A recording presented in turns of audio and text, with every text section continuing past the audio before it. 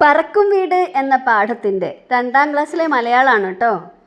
പറക്കും വീട് ആ പാഠത്തിൻ്റെ 1ാമത്തെ വീഡിയോ എല്ലാവരും കണ്ടിരിക്കുമല്ലോ. ഇത് ആ പാഠഭാഗത്ത് ബാക്കിയുള്ള കുറച്ച് ഭാഗം കൂടിയുണ്ട്. അതാണ് ഈ വീഡിയോയിൽ നമ്മൾ പറയാൻ പോകുന്നത്. നിങ്ങൾ ആദ്യമായിട്ടാണോ ഈ ചാനൽ കാണുന്നത് എങ്കിലൊന്ന് സബ്സ്ക്രൈബ് ചെയ്യൂ. അതുപോലെ തന്നെ വീഡിയോയ്ക്ക് ലൈക്ക് നൽകാനും നിങ്ങളുടെ ഫ്രണ്ട്സിന് ഷെയർ ചെയ്യാനും മറക്കല്ലേ. ഓക്കെ, എന്നാൽ നമുക്ക് പാഠത്തിലേക്ക് പോകാം. പാടി രസിക്കാം. ജി ശങ്കരക്കുറുപ്പ് എഴുതിയ കുരുവി എന്ന കുട്ടിക്കവിതയാണ് ഇവിടെ തന്നിട്ടുള്ളത്. നോക്കാം. കുരുവി. വാ കുരുവി വരു കുരുവി വാഴക്കൈമേലിരി കുരുവി. എന്താണ്?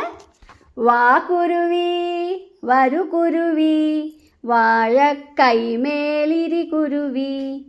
നാരു തരാം ചകിരി തരാം കൂടുണ്ടാക്കാൻ കൂടെ വരാം. നാരു തരാം ചകിരി തരാം കൂടുണ്ടാക്കാൻ കൂടെ വരാം. വെയിലല്ലേ ചൂടല്ലേ തണലിലിരിക്കുക സുഖമല്ലേ.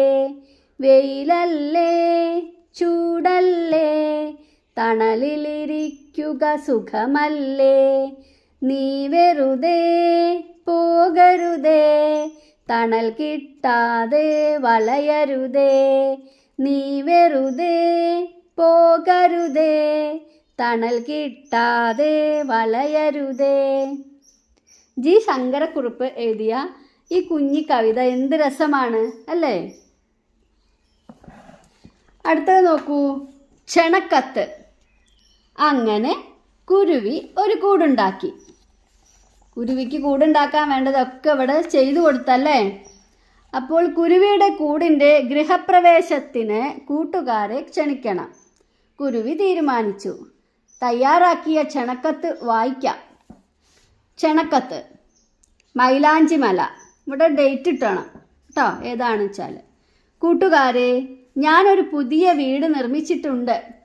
അടുത്ത ഞായറാഴ്ച അവിടെ താമസമാവുകയാണ്. രാവിലെ 10 മണിക്ക് മുത്തശ്ശിമാവിൻ്റെ ചുവട്ടിലെ മുല്ലപ്പന്തലിൽ വച്ചാണ് ചടങ്ങ്. കുടുംബത്തോടൊപ്പം വരണേ. കുരുവി മൈലാഞ്ചിമല. ഇങ്ങനെയാണ് കുരുവി ക്ഷണക്കത്ത് എഴുതിയിട്ടുള്ളത്. മറ്റേതെല്ലാം രീതിയിൽ ക്ഷണിക്കാൻ കഴിയും പറഞ്ഞു നോക്കാം. നമുക്ക് മറ്റൊരു തരത്തിലൊന്ന് പറഞ്ഞു നോക്കിയാലോ. സുഹൃത്തേ, ഈ വരുന്ന ഞായറാഴ്ച രാവിലെ 10 മണിക്ക് എൻ്റെ പുതിയ വീടിൻ്റെ ഗൃഹപ്രവേശ ചടങ്ങ് നടത്താൻ തീരുമാനിച്ചിരിക്കുന്നു.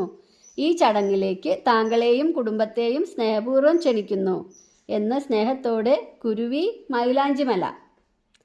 ഇങ്ങനെ നമുക്കൊരു ക്ഷണക്കത്ത് തയ്യാറാക്കാം. അടുത്തത് നോക്കൂ, വായിക്കാം. ഏറുമാടം. മരങ്ങളുടെ മുകളിൽ താൽക്കാലികമായി തയ്യാറാക്കിയ ചെറുവീടുകളാണ് ഏറുമാടങ്ങൾ. കാടുകളിലാണ് സാധാരണ ഇവ നിർമ്മിക്കുന്നത്. ഉറപ്പുള്ള ശിഖരങ്ങളിലാണ് ഏറുമാടങ്ങൾ പണിയുന്നത്. ഏറുമാടങ്ങൾ ഉണ്ടാക്കുമ്പോൾ ഉറപ്പുള്ള കൊമ്പ് വേണം കേട്ടോ. ഈറ്റ, മുള, വൈക്കോൽ, പുല്ല്, കാട്ടുവള്ളികൾ എന്നിവ ഇതിനായി ഉപയോഗിക്കുന്നു. കാട്ടിൽ വസിക്കുന്നവരാണ് ഏറുമാടങ്ങൾ കൂടുതലായും ഉപയോഗിക്കുന്നത്. വിനോദസഞ്ചാര കേന്ദ്രങ്ങളിൽ ഏറുമാടങ്ങൾ ഇന്ന് സാധാരണമാണ്. പണ്ടുകാലത്ത് നമ്മുടെ ആളുകൾ കാടിൻ്റെ സമീപത്തൊക്കെ കൃഷി ചെയ്യുന്ന സമയത്ത് നമ്മുടെ കൃഷി നശിപ്പിക്കാൻ വരുന്ന മൃഗങ്ങളെയൊക്കെ തുരത്തി ഓടിക്കാൻ വേണ്ടി ഏറുമാടങ്ങളിൽ ആളുകൾ താമസിക്കും. രാത്രിയാകുമ്പോൾ മൃഗങ്ങൾ ഇറങ്ങി നമ്മുടെ കൃഷി നശിപ്പിക്കുകയാണെങ്കിൽ തീ കത്തിച്ചും പാട്ടകളിൽ ഒരു തട്ടി ശബ്ദമുണ്ടാക്കിയും മൃഗങ്ങളെ ഓടിക്കാനും ഒക്കെ വേണ്ടി ഏറുമാടങ്ങളിൽ ആളുകൾ താമസിക്കാറുണ്ട്.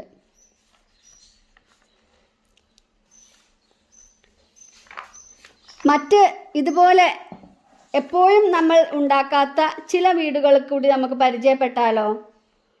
മഞ്ഞുകൊണ്ട് നിർമ്മിക്കുന്ന വീടുകളുണ്ട്. മഞ്ഞുമൂടിയ സ്ഥലങ്ങളിൽ ആളുകൾ മഞ്ഞുകൊണ്ട് വീടുണ്ടാക്കാറുണ്ട്. ഇതിനാണ് ഇഗ്ലു എന്ന് പറയുന്നത്. പിന്നെ ചക്രങ്ങളുള്ള വീടുകളും ഉണ്ടത്രേ.